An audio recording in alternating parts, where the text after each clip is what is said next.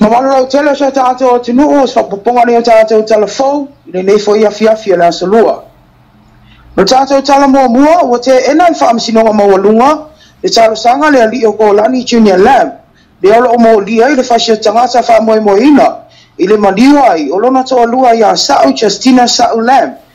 e pe ona avatia tato talafoi le aso na nafi o lo fina wina malosi e le Loia Lam ia komisi korea le tatau ona talia o le talosaga e tatala itua ona i leo iai ni mau tutua leo e faamaonia ai peitai o le iunga le nei talosaga e te ena le Faamasinoga e lana afioga i le Faamasino ia patua te avaasu e falefatu sa polu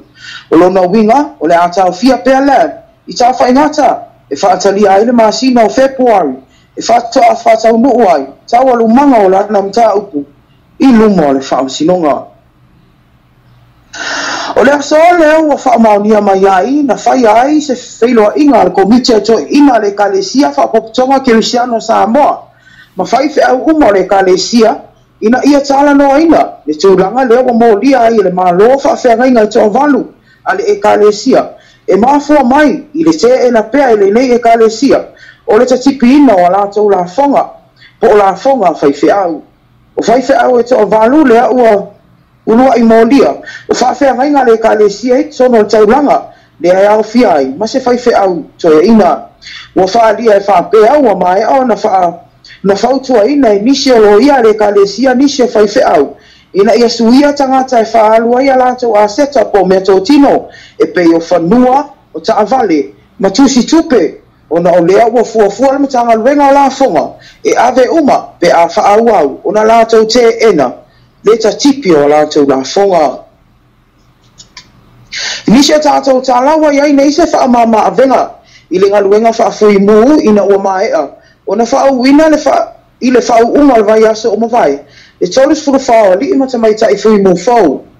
e 3 alii e ai toafā tamaitaʻi lea ua faaupopo le galuega e aofia ai mai latou mai le motutele i salafai i lana saunoaga autū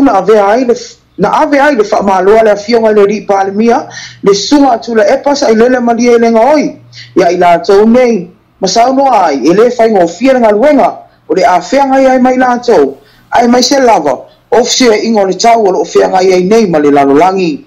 na ave le luʻi a le palemia i le au faauuina i o latou tautua i le atunuu ma le alofa ai mai se le faamaoni e tali atu ai i taimi o malaia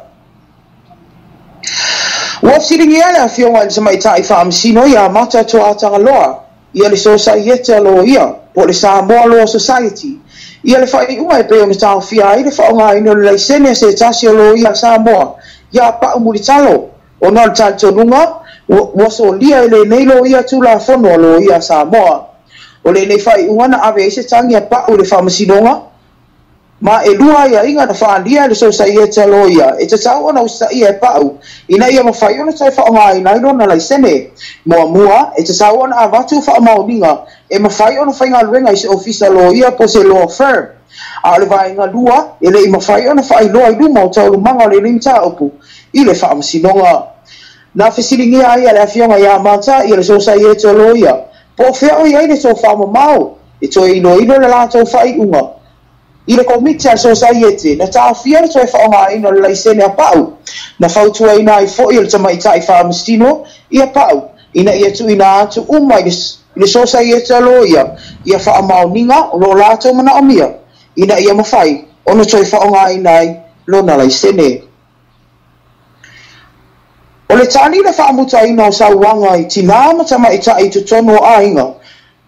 o loo i 5 lava o aiga o le saunoaga lea le alii palemia susuga atula epa saʻilele malia i lega oi i lana pokalame masani ma le autusitala i le faiʻuga o le vaiaso mavae a o loo taumafaia pea i le tele o faalapopotoga ia auala e tinei ai lenei faamaʻi ua pepisi faafi le atunuu na ia toe faapapula i ulugalii le saua tele o le sakalameta o le faipoipoga e tatau ona manatua pea o le tele o faanunumi e pei ona saunoa ai le alii palemia e mafua ai ona vaivele ai nisi ofofili a latou tautoga seʻitulau o le mafuaaga lea o lana saunoaga e tatau ona amata mai totonu o aiga le foʻia o lenei faafitauli o le isi fofo tāua na saunoa ai tula epa o le faufau tua a whanau I mātua ai mai se o matai te tonu a whioanga ai whaasilisili ai le sao o ona tofia le atua I so o se ala whanga. Ma le tātou tala muni e si lia I le sa lautu la fona le malo Samoa le ua aves talosaga komisi o toe Faatinoina o tula fona Samoa po le Samoa Law Reform I le kapeleta ina ia toe suia ma whaalea o ngāina na saunua le afionga le ripalemia tu le epa sa ilele malia lenga oi ila na pokala me masani ma le autu stala E whapea e whaulinga mai o lea di mataita ina le atunu e li whaatangata e lata tol se lau ai o le se lau o nei whaatangata e te tau o na suia e ai nisi o tula fono o saunua tu le epa e mana o mia le toi ilo ma whaia I ai suinga le palemene ma o se sasi o nei tula fono o le tula fono o whainga palota ia o mai o na whaia lona whaitanga mua ma le lona lua